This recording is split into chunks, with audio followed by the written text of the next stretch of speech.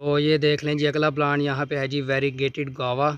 ये आपके सामने है। अभी जो है ना सूरज पड़ रहा है डायरेक्ट इसके ऊपर, तो जिसकी वजह से कलर सही से नज़र नहीं आ रहा। बाकी ये वेरीगेटेड है, हाई व्यू से बहुत ही ज़बरदस्त शेड आ रहा है, लेकिन वो भी हल्का है।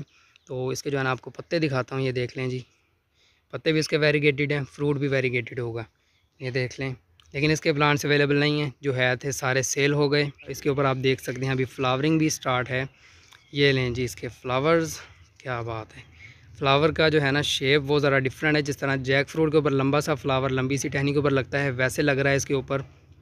तो एयर लेयरिंग वाले प्लांट से पहले ही साल फ्रूट उठा लेंगे, तो इंशाल्लाह वो भी आपको दिखाएंगे इसकी केयर के हवाले से। और ग्रोइंग स्टाइल जो है वो ज़रा तफसील से बात कर लेंगे। अभी जो है टाइम शॉर्ट है, तो ये चीज़ है जी, ये देख लें। ठीक है जी, ये है वेरीगेटेड गावा।